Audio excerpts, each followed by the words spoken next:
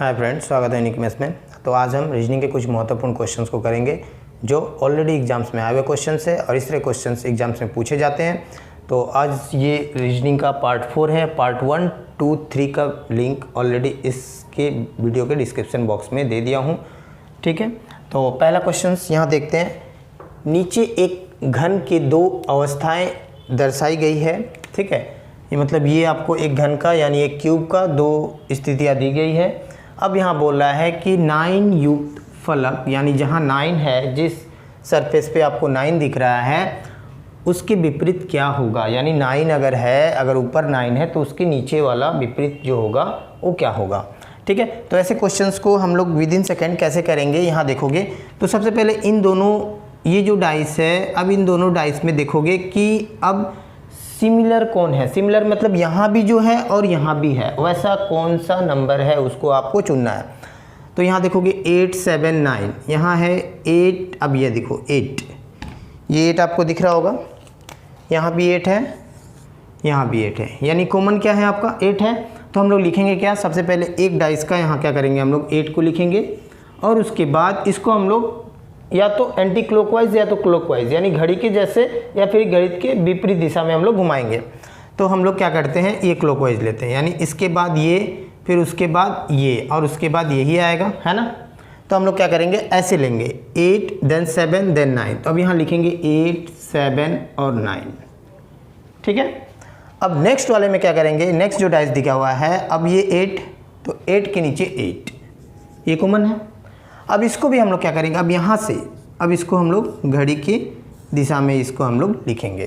तो यहाँ 8 देन उसके बाद ये क्या है 6, तो 7 के नीचे 6 और 6 के बाद क्या है 4, तो यहाँ 9 के नीचे क्या करेंगे हम लोग 4, ये लिखेंगे। उसके बाद अब यहाँ आपको जो दिख रहा है 7, 6, 9, 4, यानी 7 का विपरीत 6 होगा और 6 का विपरीत 7 होगा और 9 का विपरीत 4 होगा और 4 का विपरीत 9 होगा। ठीक है, तो अब यहाँ पे क्वेश्चंस किसका विपरीत पूछा था, 9 का पूछा हुआ है विपरीत, है ना। तो 9 का विपरीत क्या हो जाएगा 4, यानी ऑप्शन नंबर बी। तो दोस्तों ये देखोगे नेक्स्ट क्वेश्चन यहाँ दिया हुआ है क्या, दी गई श्रेणी में अगली संख्या को ज्ञात कीजिए। मतलब ये जो अगली संख्या होगा, यहाँ जो क्वेश्चन मार्क दिख रहा होगा आपको यहाँ, तो इसको आपको फाइंड करना है। ठीक है, तो यहाँ दिया हुआ है क्या 1, 9, 25, 49 क्वेश्चन मार्क 121। तो ये जी क्वेश्चन है। तो ये देखो कि सारे स्क्वायर नंबर है ना। ये 1 का स्क्वायर, ये हो गया आपका 3 का स्क्वायर है, ये हो गया 5 का स्क्वायर, ये हो गया 7 का स्क्वायर। ये आपका क्वेश्चन में ये आपको फाइंड करना है। और 121 ये आपको पता होगा 11 स्क्वायर, है ना। तो यहाँ देखोगे 1, 3, 5, 7, तो ये कैसे नंबर है, ये एक ओड नंबर है यानी विषम संख्या जिसको बोलेंगे, जो 2 से डिवाइड नहीं होगा। तो नेक्स्ट वाला नंबर हमारा क्या होगा, यानी 9। तो 9 का स्क्वायर कर देंगे, ये आंसर हो गया। तो 9 का स्क्वायर आपको पता है कि क्या होगा 81। तो ये आंसर हो गया ऑप्शन नंबर ए। तो दोस्तों ये नेक्स्ट क्वेश्चन जो देखोगे यहाँ दिया हुआ है क्या, दिए गए प्रश्न में लुप्त पद को ज्ञात कीजिए। तो ये जो आपको दिख रहा है ये क्वेश्चन मार्क, ठीक है, इसे आपको फाइंड करना है। तो ये फाइंड करना है, तो सबसे पहले आप देखोगे कि इसके ऊपर वाला यानी ये कैसे आया और ये कैसे आया, और जिस प्रोसेस के थ्रू ये अगर आया 3, वैसे ही 10 ही आना पड़ेगा, तब जाके हम लोग उसी प्रोसेस में क्या करेंगे, इसको फाइंड करेंगे। तो सबसे पहले देखेंगे, चेक करेंगे कि हम लोग 3 कैसे आया। तो 5 से अगर इसको माइनस करें, तो ये अगर हम लोग माइनस करें तो ये कितना होगा 2, यानी 7 से 5 को माइनस करते हैं तो ये आया 2। तो अब ये है आपका 3, ठीक है। तो 2 से अब ये 3, फिर अगर +1 करते हैं तो 3 हो सकता है। ठीक है, चेक करते हैं इसको। तो इन दोनों को अगर माइनस करते हैं 30 - 20 यानी 10, है ना, 10 ही आएगा। तो 10 में फिर +1 करोगे तो ये 11 हो जाएगा, बट कि यहाँ 10 नहीं होगा। तो ये प्रोसेस रॉन्ग हो गया। तो हम लोग क्या करेंगे, अब यहाँ कुछ देखते हैं क्या हो रहा है। 7 से 5 को माइनस करोगे तो क्या हुआ आपका 2 मिला। अब ये 3 लाना है और यहाँ अगर हम इसको 2 से इंटू कर दें तो 2 2 जा 4 और यहाँ क्या है 7। तो अभी 7 से 4 को माइनस कर दोगे तो क्या होगा 3। ठीक है, यानी प्रोसेस क्या है, 7 से 5 को माइनस किए तो मिला आपको 2, और फिर 2 को फिर किससे इंटू किए, 2 से इंटू किए तो 2 2 जा 4, और उस 4 को फिर क्या किए 7 से माइनस किए तो मिला आपको 3। तो ये प्रोसेस अगर यहाँ भी फॉलो होगा तभी जाके आंसर मेरा करेक्ट होगा। तो चेक करते हैं इसको, 30 से 20 को माइनस करोगे तो कितना आएगा 10, 10 को कितने से इंटू किए हैं यहाँ 2 से, तो इसे 2 से इंटू करते हैं तो 10 2 जा कितना हो गया 20। अब इस 30 को फिर क्या करेंगे 20 से माइनस करेंगे तो ये मिला आपका 10, है ना आपका 10। तो समझ में आ गया। तो सेम प्रोसेस हम लोग क्या करेंगे, इससे सबसे पहले इसको माइनस करेंगे, यानी 5 से 5 गया 0, 14 से 9 गया यानी 5, यानी 50 आया, ठीक है। इससे इसको माइनस करोगे तो मिला क्या आपको 50, देन 50 को क्या करेंगे हम 2 से इंटू करेंगे तो ये आया 100। अब इस 100 को क्या करेंगे हम लोग 145 से माइनस करेंगे, यानी 145 माइनस 100 कितना हो जाएगा, ये हो गया 45। So option number C. तो आई होप सभी को समझ में आ गया होगा कैसे हम लोग किए हैं। तो इस तरह के क्वेश्चंस लुप्त संख्या को फाइंड करना हो तो सबसे पहले आप चेक करोगे कि क्या फाइंड करना है और उसके ऊपर वाला किस प्रोसेस के थ्रू आया, और उसी प्रोसेस से हम लोग क्या करेंगे, जो क्वेश्चन होगा, जो लुप्त संख्या होगा उसे हम लोग फाइंड कर लेंगे। तो दोस्तों यहाँ देखोगे नेक्स्ट क्वेश्चन नंबर 4, यहाँ दिया हुआ है क्या, यदि P का अर्थ इंटू A का अर्थ प्लस W का अर्थ डिवाइड तथा Y का अर्थ माइनस है तो ये इसका वैल्यू आपको फाइंड करना है। तो ऐसे क्वेश्चंस को कैसे करेंगे, हम लोग क्या करेंगे, सबसे पहले ये जो दिया हुआ है PAYPWA, इसका जो अर्थ है यहाँ हम लोग उसको पुट कर देंगे।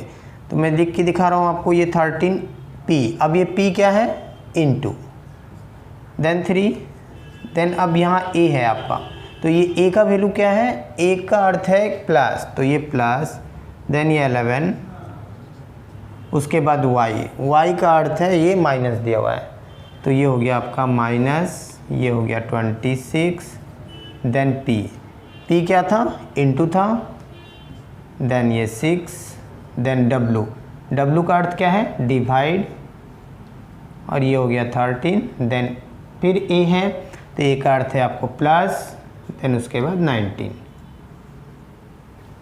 अब आपको करना क्या है, आपको BODMAS रूल यूज़ करना है, ठीक है। तो ब्रैकेट तो है नहीं, ऑफ है नहीं, आपके पास क्या है, इनटू है, प्लस है, माइनस है, डिवाइड है, तो ये है D for divide, M then multiply, addition and then subtraction, यानी आप सबसे पहले आपको भाग करना है यानी डिवाइड करना है। तो डिवाइड कहाँ है देखोगे तो यहाँ आपको दिख रहा है कि इस लाइन में डिवाइड है ना। तो उसके बाद आपको क्या करना है मल्टीप्लाई, तो यहाँ देखोगे ये यहाँ से यहाँ तक, अब ये 13 है, अगर हम लोग इसको जो डिवाइड को चेंज करोगे इनटू बनाओगे तो यहाँ जो रहेगा वो कहाँ आ जाएगा नीचे, तो ये आप कहाँ आ जाएगा ये नीचे।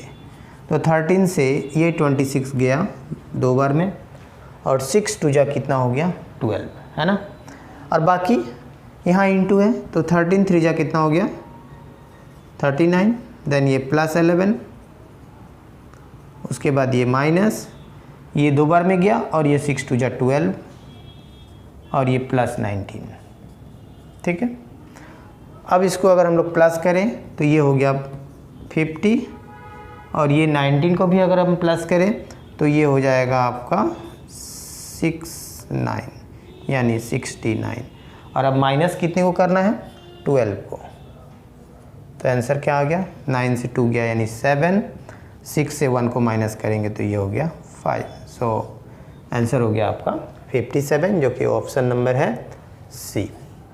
तो ऐसे क्वेश्चंस को दोस्तों क्या करोगे, सबसे पहले यहाँ जो दिया हुआ है PA अल्फ़ाबेट जो भी होंगे और उसका जो अर्थ होगा उसको हम लोग पुट कर देंगे, और BODMAS रूल यूज़ करके हम लोग उसको सॉल्व कर जाएंगे। जितना फास्ट करोगे उतना विद इन सेकेंड आप आंसर को फाइंड कर सकते हो।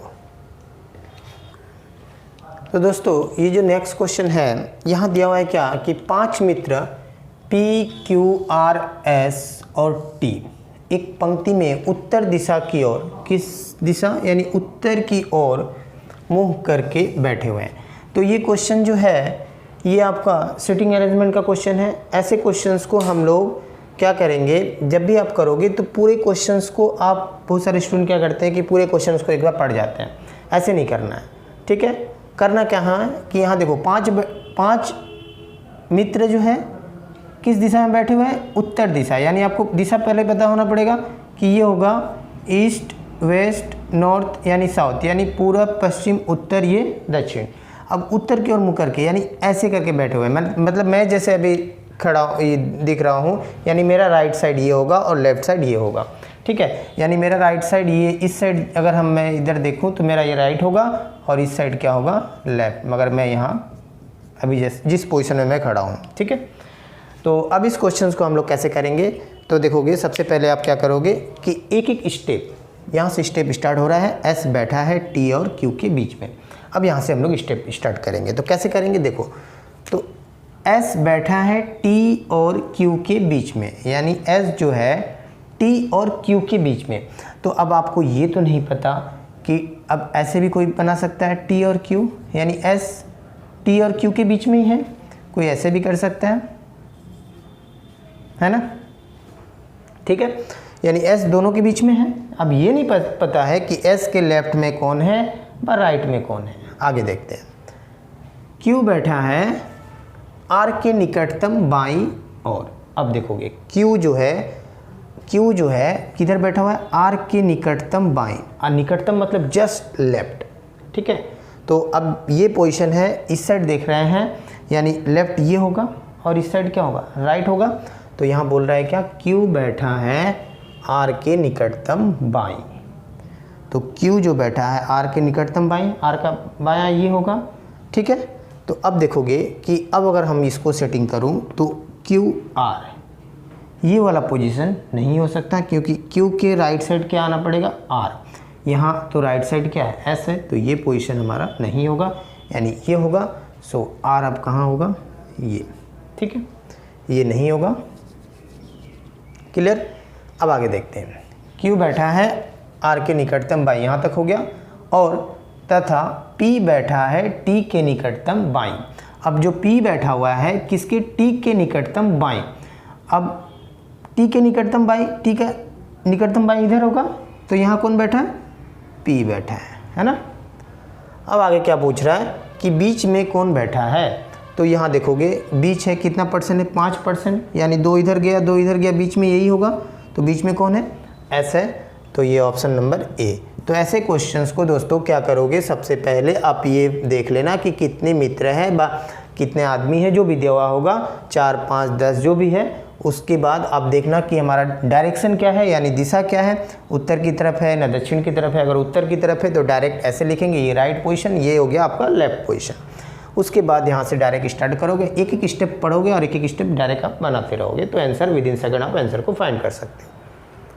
तो दोस्तों ये जो नेक्स्ट क्वेश्चन है यहाँ दिया हुआ है क्या, यदि CAT कैट को 24 तथा SAD शेड को 24 लिखा जाता है तो SHE को क्या लिखा जाएगा, ठीक है। अब इस क्वेश्चंस को हम लोग कैसे करेंगे, बहुत सारे स्टूडेंट क्या करेंगे कि यहाँ भी 24 है, 3 है, ये भी 24 है, तो ये भी 3 ही है, तो ये 24 ही क्लिक कर देंगे। यहाँ 24 ऑप्शन फिलहाल नहीं दिया हुआ है, ठीक है।